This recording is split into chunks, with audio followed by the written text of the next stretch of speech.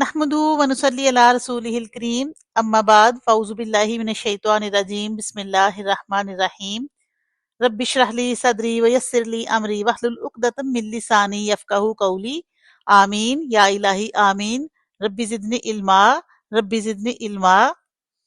سورۃ البقرہ آیت نمبر 57۔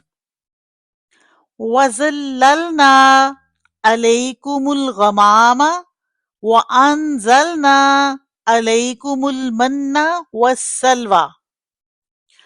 وَظَلَّلْنَا اور سایہ کیا ہم نے، اللہ تعالیٰ کہہ رہا ہے اور سایہ کیا ہم نے، علیکم تمہارے اوپر، غمامہ بادلوں کا، وَظَلَّلْنَا عَلَيْكُمُ الْغَمَامَ اور سایہ کیا ہم نے تمہارے اوپر بادلوں کا۔ فرعون سے بچ جانے کے بعد حضرت موسیٰ علیہ السلام کی قوم صحرائے سینا میں پہنچی، تو صحرائے سینا میں ہزاروں کلومیٹر کا سفر کرنا ہے، ریگستان ہے، نہ کوئی درخت جس کے سائے میں کبھی بیٹھ سکیں، تو اللہ تعالیٰ نے اسپیشل پروٹوکول دیا اس امت کو کہ وہ پورا قافلہ ریگستان میں جہاں جہاں چلتا تو ایک بہت بڑا بادل کا ٹکڑا مسلسل سایہ کرتا ان کے سر پہ، جیسے کہ ایک چھتری مسلسل ساتھ ساتھ ان کے چلتی رہتی۔ وَأَنزَلْنَا اور اتارا ہم نے، عَلَيْكُمُ الْمَنَّ عَلَيْكُمُ تم پر، منا وَالسَّلْوَىٰ اور سلوہ۔ وَأَنزَلْنَا عَلَيْكُمُ الْمَنَّ وَالسَّلْوَىٰ اور اتارا ہم نے، نازل کیا ہم نے تم پر منا اور سلوہ، یعنی منا اور سلوہ غذا کے طور پر اتارا۔ تو ایک تو تپتی دھوپ کا سفر، اوپر سے وہاں کھانے کو بھی کچھ نہیں تھا، کئی ہزار لوگ تھے، تو نہ وہاں پانی اور نہ کچھ سبزہ اگتا تھا، تو اتنے ہزاروں لوگ بھوکے پیاسے، تو اب وہ کیا کریں؟ تو اللہ تعالیٰ نے ان پر بہت بڑا احسان کیا کہ ان پر منا اور سلوہ اتارا۔ رات کے وقت شبنم کے قطرے پڑتے تو صبح کو وہ قطرے چھوٹے چھوٹے جیسے میٹھی بوندیاں ہوتی ہیں ان کی شکل میں آ جاتے تھے، تو یہ منا تھا۔ اور سلوہ جو ہے وہ بٹیر کے سائز کے پرندے تھے، وہ ہزاروں کے ہزاروں جھنڈ کی شکل میں آتے اور جیسے وہاں زمین پہ بیٹھ جاتے، وہ غائبی پرندے تھے، ورنہ ریگستان میں پرندے کا کیا کام ہے؟ وہ اللہ کی طرف سے آتے تھے اور وہ آ کے وہاں بیٹھ جاتے اور ہاتھ سے بڑی آسانی سے پکڑے جاتے اور وہ پکے پکائے ہوتے۔ یعنی جنت میں جو نعمتیں تیار ملنی ہیں ان کی جھلک اللہ تعالیٰ نے ان کو دنیا میں ہی دکھا دی۔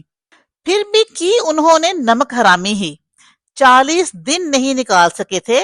موسیٰ علیہ السلام جب کوہ طور پہ گئے تو پیچھے سے انہوں نے بچھڑے کو ہی رب بنا لیا۔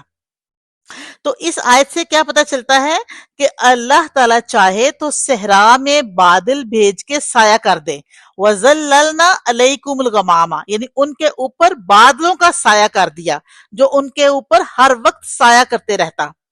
یعنی جب اللہ کسی پر انعام کرنا چاہتا ہے تو وہ ایسی جگہ پر ان کی مدد کرتا ہے جہاں کوئی بظاہر اسباب اور وسائل بھی نہ ہوں۔ جتنے بھی احسان بنی اسرائیل پہ اللہ نے کیے، سارے کے سارے واقعات ایسے ہی ہیں، اللہ نے ایسے مدد کی جو کہ عام اسباب میں نہیں تھے۔ وَأَنزَلْنَا عَلَيْكُمُ الْمَنَّ وَالسَّلْوَىٰ یعنی آسمان سے پکا پکایا کھانا، منا اور سلوہ ان پہ نازل کر دیا۔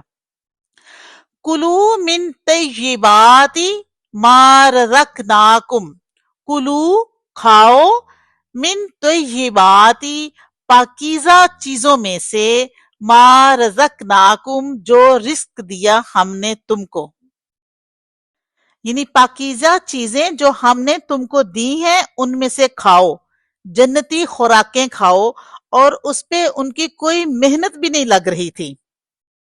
آسمان سے غذا براہ راست آ رہی ہے، پکی پکائی من و سلوہ اتر رہا ہے، یہ کوئی معمولی نعمت نہیں ہے۔ اتنی نافرمانیوں کے بعد بھی اللہ کا اتنا انعام، تو اللہ ان سے کہہ رہا ہے کہ کھاؤ اس میں سے، کلو من طیبات ما رزقناکم، جو رزق ہم نے تم کو دیا ہے، پاکیزہ چیزیں جو تم کو ہم نے دی ہیں ان میں سے کھاؤ۔ وما ظلمونا ولکن کانوا انفسہم یظلمون۔ وما اور نہیں، ظالمونا انہوں نے ظلم کیا ہم پر، یعنی ان لوگوں نے، بنی اسرائیل نے جب نافرمانی کی تو انہوں نے ہم پر ظلم نہیں کیا۔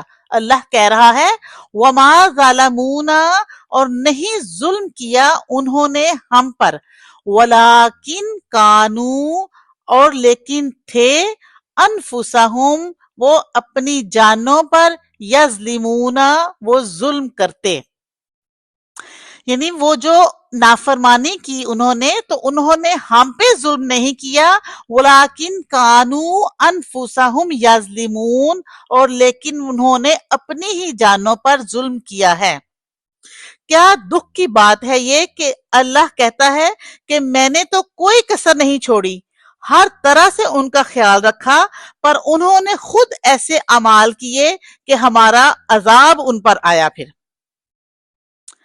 تو پچھلی آیت میں بھی جیسے اللہ تعالیٰ نے یہی کہا تھا، جب انہوں نے بچڑے کو معبود بنا لیا تھا تو اللہ نے کہا کہ انہوں نے ہمارا کچھ نہیں بگاڑا، الٹا اپنی ہی جانوں پہ ظلم کیا ہے۔ تو گناہ کر کے، نافرمانی کر کے بندہ اللہ کو نقصان نہیں دیتا، بلکہ دراصل اپنے آپ کو ہی نقصان دیتا ہے۔ تو یہاں پہ اللہ تعالیٰ کہہ رہا ہے کہ انہوں نے ہمارا کچھ نہیں بگاڑا، ہم پہ کوئی ظلم نہیں کیا، الٹا اپنی ہی جانوں پہ ظلم کیا ہے۔ تو اللہ کا تو کچھ نہیں بگڑتا، اللہ کا سارا نظام تو جو کا تو چلتا رہتا ہے۔ یہ جو ہم عبادت کرتے ہیں اس کا فائدہ ہمیں ہی ہے، اللہ کو تو کوئی فرق نہیں پڑتا۔ اسی طرح گناہوں کا وبال بھی ہم پہ ہی مصیبت بن کے آتا ہے، اللہ کا کوئی نقصان نہیں ہوتا۔ تو یہ جو واقعات ہیں یہ ہیں تو پچھلی امت کے، لیکن ہمارے لیے سبق کیا ہے کہ اتنے انعاموں اکرام کے بعد جب اس امت نے نافرمانی کی تو اللہ کے عذاب نے ان کو پکڑا۔ تو آج ہمیں بھی اپنا محاسبہ کرنے کی ضرورت ہے کہ ہماری زندگی کتنی دین کے مطابق ہے۔ اللہ تعالی ہمیں دنیا میں ایمان میں رکھے اور ایمان پہ ہمارا خاتمہ کرے، آمین۔ السلام علیکم ورحمۃ اللہ وبرکاتہ۔